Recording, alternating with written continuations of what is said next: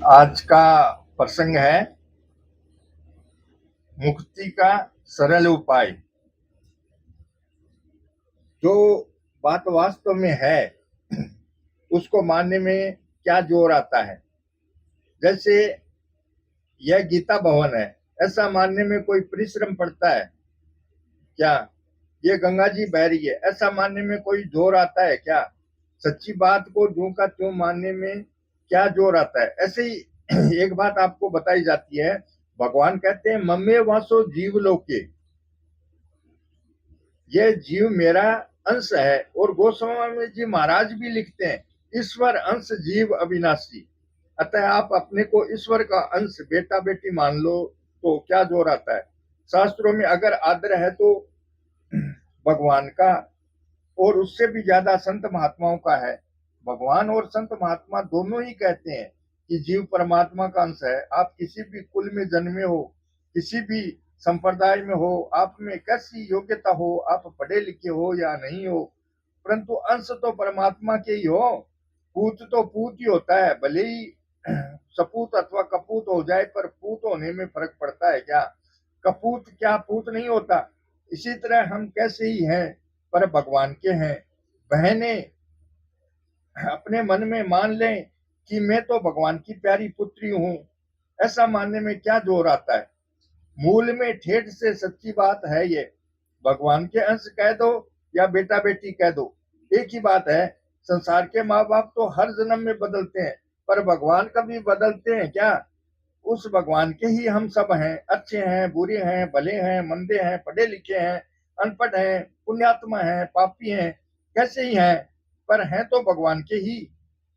अब इस बात को मानने में क्या जोर लगता है? कौन सी फजीती होती है? क्या बेइज्जती होती है आपकी? कोई रेलवे में काम करता है तो वह कहता है कि हम रेल कर्मचारी हैं, और बैंक में काम करता है तो कहता है कि हम बैंक के कर्मचारी हैं। हम किसी दुकान में काम करते हैं तो कहते हैं कि हम अमुक सेठ के, अमुक दुकानदार के आदमी हैं। किसी मिल में काम करते हैं तो कहते हैं कि हम अमुक मिल के आदमी हैं। क्या वह माँ बाप का न होकर रेलवे का है? क्या माँ बाप का न होकर बैंक का है? कोई कह सकता है कि मैं माँ बाप का तो नहीं हूँ पर रेलवे का हूँ, माँ बाप का नहीं हूँ, बैंक का हूँ। माँ बाप का तो वह रहता ही है। ऐसे ही आप मनुष्य शरीर में आए हो तो भगवान के होकर मनुष्य हो। गीता में लिखा है वासासी जेनानी यथा विहाय नवानी ग्रहंती नरो अपराणी तथा शरीराणी विहाय जिनान्य यानी सहती नवानी देही। मनुष्य जैसे पुराने कपड़ों को छोड़कर दूसरे नए कपड़े धारण कर लेता है, ऐसे ही जीवात्मा पुराने शरीरों को छोड़कर दूसरे नए शरीरों में चला जाता है। कपड़े बदलने से क्या मनुष्य दर्जी का हो जाता है? ऐसे ही आपके मनुष्य के, पशु के, पेड़ के कपड़े कई कपड़े पहन लिए, कई शरीर धारण कर लिए, पर रहे तो भगवान के ही। सच्ची बात है। सच्ची बात को भी नहीं मानोगे तो किसको मानोगे? सच्ची बात कहने वालों में भी भगवान और उनके भक्त, इन दोनों की बहुत इज्जत है। हेतु रहित जग जुग उपकारी, तुम तुम्हारे सेवक असुरारी। स्वार्थ मीत सकल जग माही, सपने प्रभु परमार्थ नाही। रामचरितमानस में आया है। दोनों ही कहते हैं कि तुम परमात्मा के हो। अतः इतनी सी बात मान लो कि हम कैसे ही हैं बड़े घर के। हमारा घराना कौन सा है? यह याद करो, हम भगवान के हैं। भगवान सब कुछ कर सकते हैं, नरकों में भेज सकते हैं, स्वर्ग में भेज सकते हैं, 84 लाख योनियों में भेज सकते हैं, पर यह मेरा नहीं है ऐसा नहीं कह सकते। नट नहीं सकते। भगवान के वचन है तान्य हम द्विशत क्रूरान संसारेषु नराधमान क्षिपाम्य जसमसु भाना सुरिस्वेव योनिषु। उन द्वेष करने वाले, क्रूर स्वभाव वाले और संसार में महान नीच अपवित्र मनुष्यों को मैं बार बार आसुरी योनियों में गिराता ही रहता हूँ। कोई पूछने वाला हो कि महाराज उनको आसुरी योनियों में, नरकों में गिराने का आपको क्या अधिकार है, तो भगवान यही कहेंगे कि तू पूछने वाला कौन है?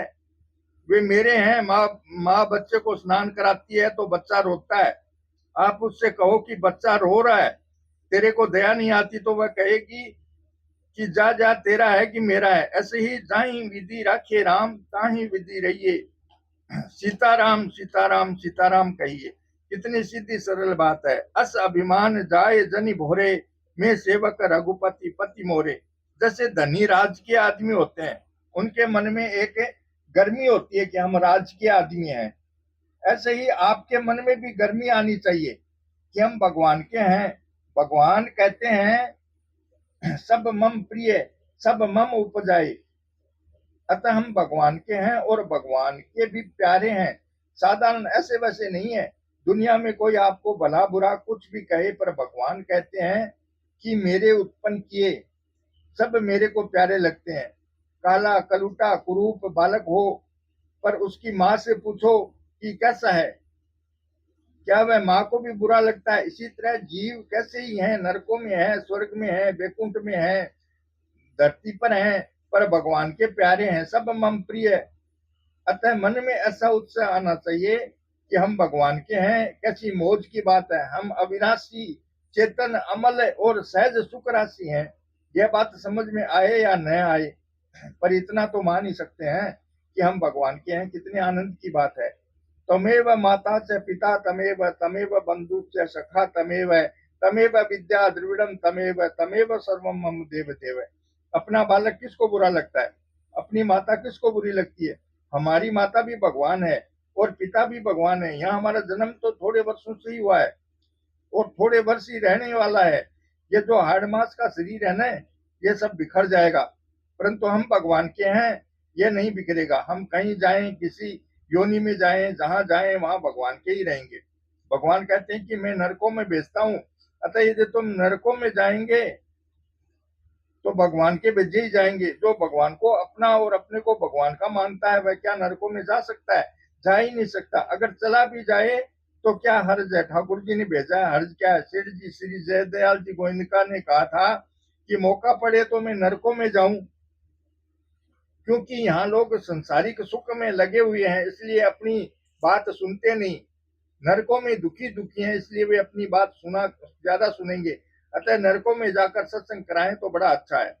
महाभारत पर स्वर्गारोहण पर्व में आता है कि जब देवदूत युधिष्ठिर को नरकों के रास्ते पर ले गए, तब नारकीय जीवन जीव कहने लगे कि महाराज युधिष्ठिर आप ठहरो, आपकी हवा लगने से हमारे को शांति मिलती है। यह सुनकर युधिष्ठिर ने कहा कि हम तो यहीं ठहरेंगे, जहाँ हड्डी मांस मल मूत्र आदि बिखरा पड़ा है और महान दुर्गंध आ रही है। ऐसी गंदी जगह होने पर भी वे कहते हैं कि हम तो यहीं ठहरेंगे, क्योंकि हमारे ठहरने से इनको सुख मिल रहा है।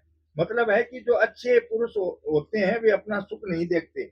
अपना सुख तो पशु भी देखता है, सुअर कुत्ता ऊंट गधा भी अपना सुख देखता है। वही अगर मनुष्य भी देखने लगे तो मनुष्य क्या हुआ? भगवान ने मनुष्य को सेवा करने का अधिकार दिया है। अतः तन से मन से वचन से दूसरों की सेवा करो।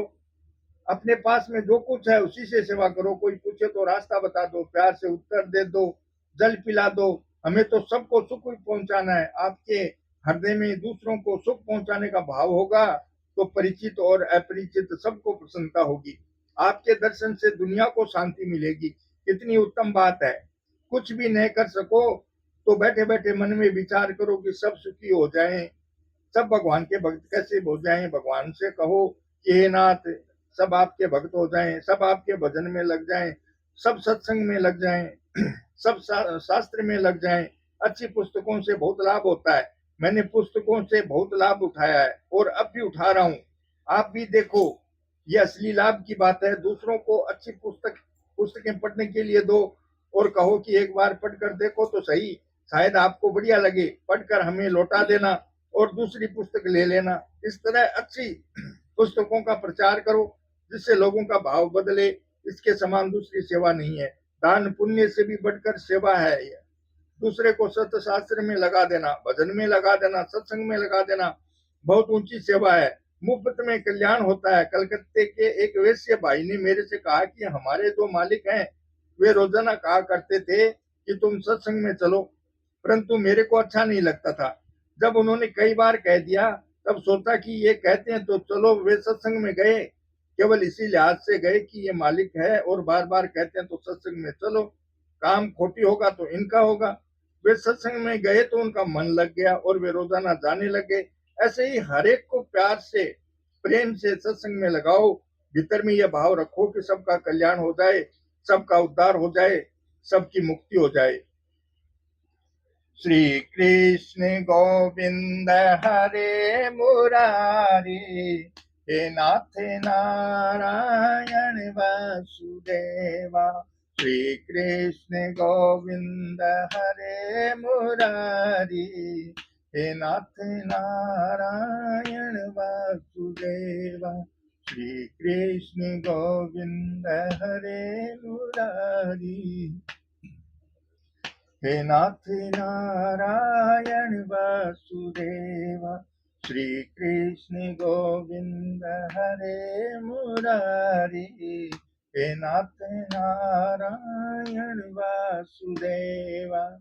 श्री कृष्ण गोविंद हरे मुरारी, हे नाथ नारायण वासुदेवा। श्री कृष्ण गोविंद हरे मुरारी, हे नाथ नारायण वासुदेवा। श्री कृष्ण गोविंद हरे मुरारी, हे नाथ नारायण वासुदेवा। जय श्री कृष्ण।